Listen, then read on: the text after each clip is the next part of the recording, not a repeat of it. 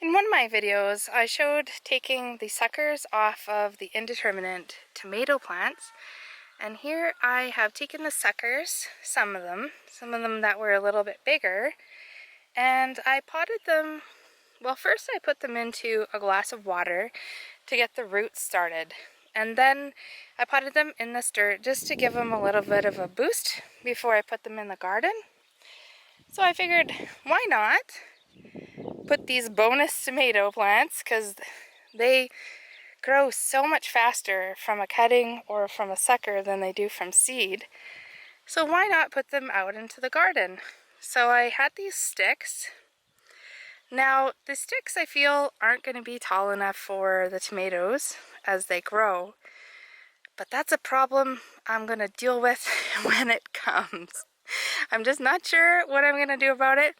I could halt the tomato growing, but then I wouldn't get any more tomatoes off of it because they flower from the bottom up, and sorry, I thought I had a bug crawling on me, fricked me right out.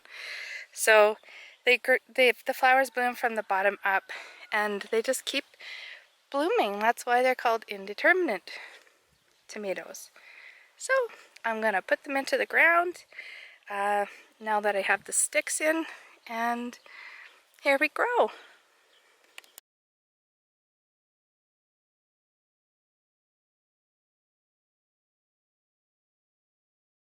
And today I am preserving some herbs from the garden. I'm starting with the chives, and this is like a combination of days 49 to like 53 days of making, growing, eating our own food.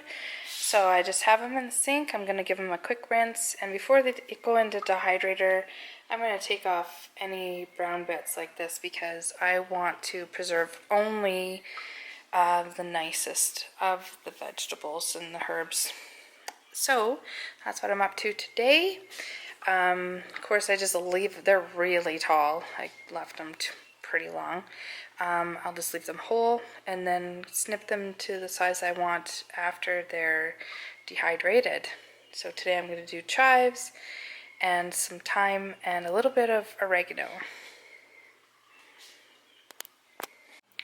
So I brought in some fresh thyme and oregano.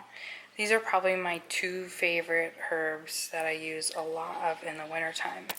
So we had a bit of a rain event here last night, and it reminded me that I don't just have to wait till the end of August or September to dry my herbs, that I can do it all summer long and they'll regrow. A gopher, strangely enough, also taught me that lesson one time.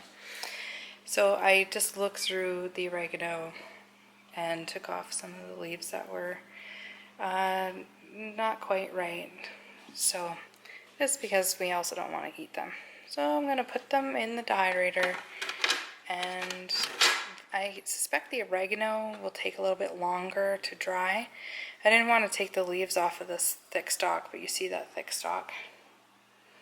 So, and if you didn't know, oregano can be a perennial here in Zone 3 where we live. But we noticed that every year the oregano loses a little bit of flavor. So I'm going to grab the lid for that, and most of that will be done tonight. I've decided to take a minute, well, a few, and trim up the leaves on my summer squash plants. So you can see this one here. I've trimmed quite a few branches off of it. I've left a little bit of stem there just to help stabilize the plant in the wind, because the summer squashes, the root on them actually doesn't go super deep. It's more kind of on the surface, and I notice the plant flops a little. So what I'm going to go through and do is I'm going to just take out these ones that are like laying on the ground, and or anything that's been damaged. I know that it's kind of shadowy right now because it's getting on about 5 o'clock in the afternoon here.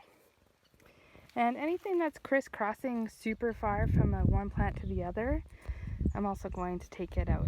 And I am going to leave quite a few leaves for the plants because they do this thing called photosynthesis, which feeds the plant. But I want them to know that they're in the business of making fruit for me, not leaves. As you can see, I just cut some leaves out of this summer squashes, and it's going to open it up.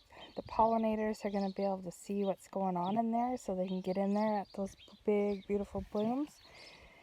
And airflow. There's going to be good airflow in there, keep that plant healthy, and these other ones healthy. And Nette will even be able to see what kind of squash is growing under them for a change. Awesome! An update on dehydrating the chives. I thought it was really smart. As you can see in the beginning of this video, I put the chives in. They were so beautiful and they were so long. And after a couple of days, the darn things didn't dry out. So if you've watched our making hay video, you'll know that if you have long pieces of grass or something like that, of course they're like, you know, they're not solid, they're hollow, and it takes a long time for the moisture to get out of that tube. So Glen says, Nat, you gotta break them up.